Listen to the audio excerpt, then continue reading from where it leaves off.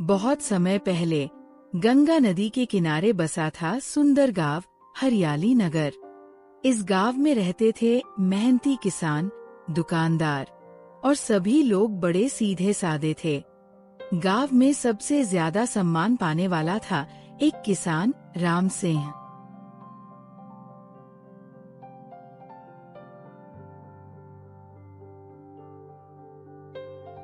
सुमित्रा, देखो कितनी अच्छी फसल हुई है इस साल। गेहूं के दाने सोने जैसे चमक रहे। हाँ, भगवान का शुक्र है। आपकी मेहनत और ईमानदारी का फल मिला है। पापा, आप हमेशा कहते हैं कि मेहनत और सच्चाई से कमाया गया पैसा ही सुख देता है। बिल्कुल सही कहा बेटा। झूठ और धोखे से कमाया गया पैसा कभी टिकता नहीं। इसी समय शहर से आया एक व्यापारी मनोहर। उसके पास बहुत पैसा था, लेकिन वो धोखेबाज और लालची था। वह हमेशा लोगों को धोखा देकर अपना फायदा करता था। नमस्कार भाइयों, मैं दूसरे गांव से आया हूं। मनोहर अग्रवाल है मेरा नाम। सुना है आपके गांव में बहुत अच्छी फसल होती है। हाँ साहब, हमारे यहाँ की फसल बहुत अच्छी होती है। राम सिंह भाई सबसे अच्छे किसान हैं। मनोहर गांव घूमते घूमते राम सिंह के खेत तक पहुंच जाता है। तो आप है राम सिंह जी, आपकी बहुत तारीफ सुनी है। नमस्कार साहब, आइए बैठिए। क्या सेवा कर सकते हैं आपकी? मैं आपकी पूरी फसल खरीदना चाहता हूँ। नाम है मनोहर अग्रवाल। ये तो बहुत अच्छी बात है। आप क्या भाव देंगे? ये भोला भाला लगता है। इसे आसानी से बेवकूफ बनाया जा सकता है। मैं आपको बाजार से 50 रुपए ज्यादा दूंगा प्रति क्विंटल। बस एक छोटी सी शर्त है। पहले आप मुझे 50,000 रुपए एडवांस दे। ये मेरी कंपनी की पॉलिसी है। लेकिन साहब, खरीदार एडवांस देता है, बेचने वाला नहीं। अरे भाई, आप गांव के लोग हैं, शहर के तरीके नहीं जानते। बड़े व्यापार में यही होता है। मैं आपकी फसल का इंश्योरेंस भी करवाऊंगा। हाँ, अगर इंश्योरेंस हो जाए तो अच्छा है, लेकिन 50,000 रुपए तो बहुत ज्यादा है। ठीक है, आप जितना दे सके। 25,000 रुपए ही सही। ठीक है, मैं पहले अपने घर पर बात करके आपको बताता हूँ। राम सिंह अपने घर की ओर चल देता है।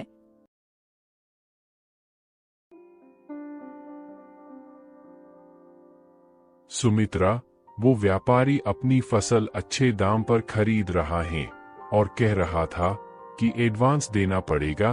क्या करूं? जी, मुझे कुछ अजीब लग रहा है। पहले कभी सुना नहीं कि बेचने वाला एडवांस दे। लेकिन वो इंश्योरेंस की बात भी कर रहा था और फिर बाजार से 50 रुपए ज्यादा भी दे रहा है। पापा, मैंने स्कूल में पढ़ा है कि हमेशा एडवांस खरीदार देता है। कहीं कोई धोखा तो नहीं? नहीं बेटा, वो इतना बड़ा व्यापारी है, गलत क्यों करेगा? राम सिंह ने अपनी पूरी जमा पूंजी निकाली और मनोहर को देने के लिए चल पड़ा। राम सिंह ने अपनी पूरी जमा पूंजी निकाली और मनोहर को 25,000 रुपए दे दिए। बहुत अच्छा राम सिंह जी, अब मैं कल अपने ट्रक भेजूंगा फसल लेने के लिए। कल? इतनी जल्दी? अभी तो फसल काटी भी नहीं है। अरे हाँ, मैं भूल गया। 1 हफ्ते बाद आऊंगा। आप फसल तैयार रखिए।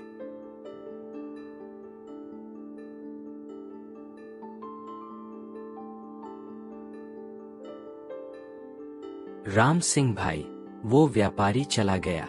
कुछ जल्दी में लग रहा था।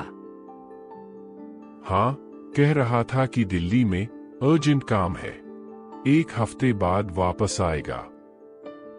राम सिंह, मुझे उस व्यापारी पर शक है। उसकी आंखों में धोखा दिख रहा था। पंडित जी, आप व्यर्थ की चिंता करते हैं। वो इतना बड़ा व्यापारी है। दिन बीतते गए, लेकिन मनोहर का कोई पता नहीं चला। राम सिंह हर रोज रास्ता देखता रहता।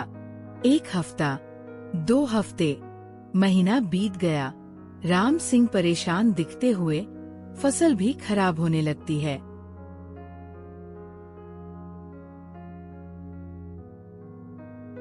अभी तक वो व्यापारी नहीं आया। अब तो फसल खराब होने लगी है। पता नहीं क्या हुआ, कहीं कोई एक्सीडेंट तो नहीं हो गया।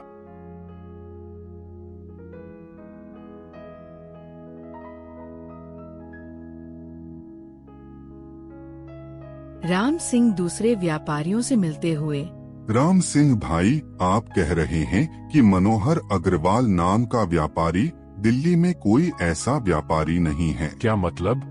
वो तो कह रहा था कि बड़ी कंपनी है। भाई, लगता है आप धोखे में पड़े हैं। पहले भी कई किसानों के साथ ऐसा हुआ है। मतलब मेरे 25,000 रुपए? वो पैसे तो गए, ये लोग इधर उधर भटकते रहते हैं और लोगों को बेवकूफ बनाते हैं।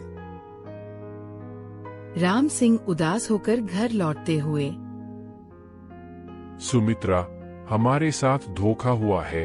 वो व्यापारी झूठा था। मैं पहले से ही कह रही थी कि कुछ गड़बड़ है। अब क्या होगा? पापा, आपने मेरी बात क्यों नहीं मानी? मैं कह रहा था कि कुछ तो गलत है। मैं बहुत भोला था बेटा, लालच में पड़ गया। गांव में हलचल मची। गांव के लोग राम सिंह के घर इकट्ठे होते हुए, राम सिंह भाई, सुना है आपके साथ धोखा हुआ है। हमें लगा ही था कि कुछ गड़बड़ है। वो व्यापारी बहुत जल्दी में था। बेटा, मैंने पहले ही कहा था कि उसकी आंखों में धोखा है, लेकिन अब पछताने से क्या फायदा।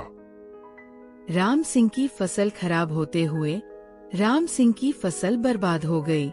उसके पास न पैसे थे, न कोई खरीदार। परिवार की आर्थिक स्थिति खराब हो गई। राम सिंह अपने खेत में अकेले बैठे हुए सोचते हुए, मैंने बहुत बड़ी गलती की है। लालच में पड़कर अपनी मेहनत की कमाई गंवाई है, लेकिन अब हार नहीं मानूंगा।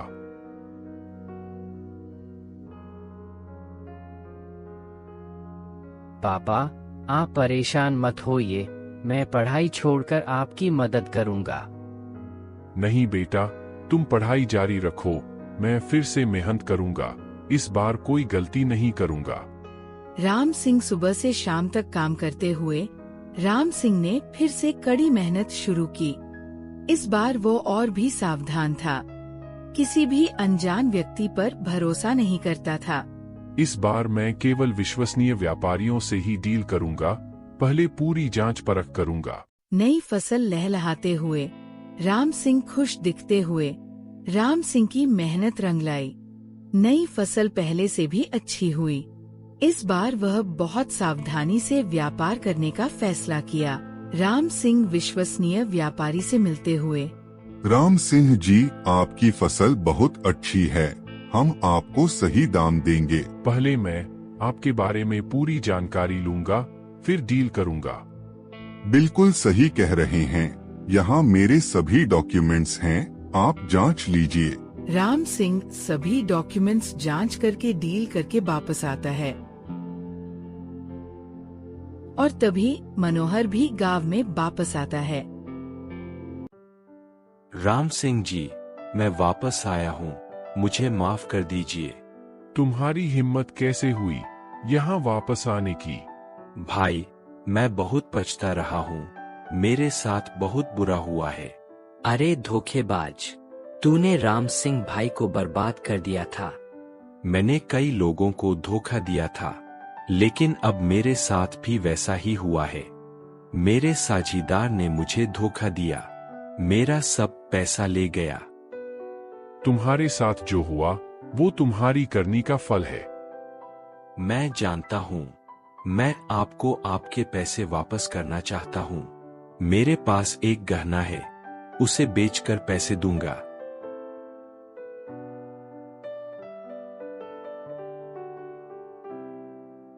सुनिए, इसकी हालत देखिए। शायद सच में पछता रहा है। मैं जानता हूं कि इसने मुझे धोखा दिया है, लेकिन अगर मैं इसे माफ नहीं करूंगा तो मेरे और इसमें क्या फर्क रहेगा? मेरे पिता कहते थे, बुराई का बदला बुराई से नहीं, अच्छाई से लेना चाहिए। शायद इसे एक मौका देना चाहिए। मैं तुम्हें माफ करता हूं, लेकिन एक शर्त है। आप मुझे माफ कर रहे हैं, कोई भी शर्त मंजूर है। तुम्हें वादा करना होगा कि अब कभी किसी को धोखा नहीं दोगे, और जो लोगों को धोखा दिया है उन सबसे माफी मांगनी होगी। मैं वादा करता हूँ, मैं अपनी जिंदगी बदल दूंगा। राम सिंह भाई, आपने बहुत अच्छा किया। ये हमारी संस्कृति है। राम सिंह, तुमने धर्म का पालन किया है।